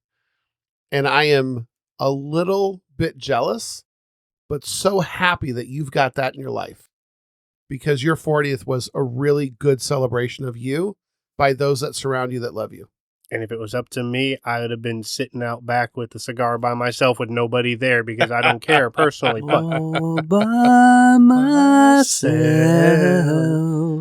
because I don't celebrate. So it wasn't, I didn't have a really big party for 21, although I was present for multiple large parties for 21. Yeah. So 21 was also the same year, a month or so later, that my father turned 50. So we were planning to have a big kind of mutual thing that didn't actually turn out because college. Yeah. So for my 21st, this was Before Probably- mine. probably the most low key that it could be. Well, yeah, I'm born in 77. So yeah. So as I'm thinking about telling this, it's not really a story. I remember it well because I was not overly drunk. My father and stepmother had taken me out to, of all places, Red Lobster, and we had a really great meal. And my very first drink that I got as a 21-year-old, now mind you, I might have been drinking a lot before then, maybe not for legal reasons, as you said, but was I got a pina colada with a double shot of rum in it. And instead of mixing the pina colada with the rum that was hanging from the side of the giant glass, I drank the rum separately and then drank the now virgin pina colada. What the hell? I know, right? What the hell? But most of my drinking up to that point, which, okay, so I did a lot of underage drinking. Shot. Oh yeah, shot. it was Jack Daniel's number 7. It was Laser. In case anybody is not familiar with malt liquor, there is a there's Laser. God. It was 79 cents for a 40 ounce. If that tells you anything, 40 you're ounces. Drinking 40 ounces. That was the thing to do. 40s. So yep, Colt 45. I did know what that was like. Yep. So yeah, Mad Dog 2020, Yeah. Goldschlager, Mrs. Laser, Big Red got a thing of Mad Avalanche. Dog for her birthday. Like, these are the things that I knew up until I was 21. Once I turned 21, then it was like legit. And I got to tell you, when you're buying your own and you're not sitting around with a bunch of guys with not enough women around and everyone's drinking something, you have no idea how expensive things are because you're all drinking from the same bottle. Right. And it was my 21st that brought me out of that. Having this really low-key gathering with my father and my stepmother at Red Lobster, of all places, where I took my double shot of rum, and I still hate rum to this day. Well, hate's a strong word. Do not prefer. It's not in the same place that Maker's Mark and IPAs are for me. Or Evan Williams. You know, I would rather do Evan Williams than a Maker's Mark if I had the choice. Ooh, Oh. sure. Whoa. So, but it was, my 21st was a very family oriented thing. It was very exciting for that respect. And it is a memory that I'll always hold on to. So I really enjoyed that kind of transition in my life. And then right after that, I kept working, kept paying bills, eventually got my own apartment, and so a lot of history after that. Wow. Well, I'm glad you both are sitting down Yeah, so Lumpy. because mine is going to be epic. Epic. We're ready for epic. I don't fucking remember. Nice. Um, I think I need to pour another drink. You should. I honestly, I didn't do anything for my 21st. I had been immersed in drinking since I was like 16, 17. And for me, it was just another day. I didn't have a big party. I was like already working. it was just that much easier. I could just walk in the store and buy my own shit. I walk in. Well, I grew up in Pennsylvania, so I could actually go to the beer distributor, because in PA, you have to go to a distributor to buy a case. Okay. Like you can, I'm trying to remember now. I think you could buy 6-packs here and there. But if you wanted a case of beer, you actually had to go to a beer distributor. Yeah. And I could actually go in and buy my own case. What kind of case did you get, by the way? Well, I was a beer snub. So I was buying cases of Belgian ale, Chimay Grand Reserve. Okay. I was brewing my own beer at that time. Nice. So if I wanted something that wasn't ready to drink, I had to go buy it. I was buying cases of Natty Light and the Beast, Milwaukee's Beast, if you remember that. I grew up in a house where the people who drank beer drank Ward Milwaukee's Beast. Oh, That's yeah. why I didn't drink beer for a long time. It was like $15 for 30. Come on now. Shit, we used to get 10 cases of Rolling Rock from Oh, the God. distributor for $3 a case. I'd rather have Rolling Rock than Beast. Yeah. Yeah. No, to be honest. And yeah. and that was for out sure. that was out in Greensburg, Pennsylvania, like minutes from the brewery. Okay. So anyway, Nice. I really, for me, it wasn't. I don't know why it wasn't a big deal. I don't know why, and that's why it's so like I don't remember it, because it wasn't anything. So Sure. that's my story, and I'm sticking to it. There you go. Rock on. So you've got more memories of other people's parties than your own. Yep. I remember mine is very low key and not as exciting as others, and you don't remember your shit at all. No, not at all. Vague, So- gone. But you know what? That is okay. So these milestones that, kind of take us through our lives, whether you're 21, whether it's 30, 40, 50, skip past 60, just go on to 65. I'm reaching towards 60 right now. So yeah, Isn't that crazy? it is crazy. Yeah. Like I'm actually looking at 50. I have some time to get there, but that's what I'm looking. I'm not even looking at my next birthday. I'm looking beyond that, because all of a sudden that's the next milestone. Like, holy shit, how did I get here? I'm going to be 60 in 4 years. I did not think I'd make it to 50. Look, I didn't Like, think very I'd make honestly, I I didn't didn't think I would. I'd make it to 30. So the fact that I'm 10 years past a day I didn't think I'd see is, Right. I'm like, I'm in overtime. I'm like, You're in overtime. Look at you go, Cletus. Nice. I got a long time till my next milestone.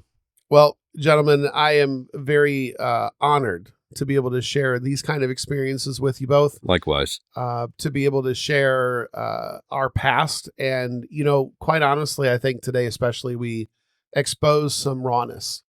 Mhm. We kind of got at some things. And so it gives us more things to get into. Yep. And so for all the men out there, especially, and I want to speak directly to you, find your people, find your tribe. We are the fragile ones. And we say that constantly. It's not our saying. Because we are. Right. We got this from, tours that are given on the Bourbon Trail at Buffalo Trace in particular. This idea that we are the fragile, this is not a new story. We're not here forever. Bourbon is here a lot longer than we are. People will be here longer than we are. But while we're here, connect with people that enrich you. Connect with people that challenge you. Connect with somebody, at least one person that's willing to be super honest with you and call you on your shit. Yep. Because that person, that's your ride or die. Yep. Mhm. That's the person that will be there for you to help say, no, Red, you cannot stay home alone right now on this day that hurts so goddamn bad. Yep. But I want to. Got to get up and got to go out. No, X, I'm not going to let you just sit out there when we just found this shit out. I'm coming over and we're going to spend time together. Yep. No, Lumpy, you cannot sit there and spend that time alone moping. You're going to have company. You're going to have somebody there with you. So no matter what the fuck you're going through, you can sit there and talk. Indeed. These are the people you need in your life. And if you do not have one of those people in your life, reach out to me. Reach out to Lumpy. Reach out to Red. We are here for you. So this is important. And this is one of the main reasons why we're doing what we're doing. Indeed. Reach out to us if you need someone to talk to. Reach out to us with your milestones. Reach out to us with what you did for your 21st birthday. How did you celebrate? You know where to find us. Anywhere you can find your podcast. Spotify, Apple, Amazon, YouTube. Even though you can't see us. You can hear us. Instagram, TikTok, Facebook, all at Talking Shit Today. Email talkingshittoday@gmail.com. Find us on any of the profiles that we have and connect with us. We're happy to sit there and talk with you. Let's go. Absolutely. So with that, I think it is time to raise a glass, close out this 21st milestone episode with a toast. Yes, please. To the people who show up, the ones who go to the events with you, buy the tickets beside you, and crack the bottle with you when the moment's right, instead of putting it on a shelf. You know who you are. We're glad you're here. Cheers. Cheers. Yo, the time is up, the mic's gone cold. We drop the talk real hot and bold. From Lumpy to General Lex, ain't no delay. Thanks for talking shit with us today. Hey yo, thanks for talking shit with Lumpy and X. Breaking it down till there's nothing complex. Riding the beat as we close the show. Catch you next time on the late night flow.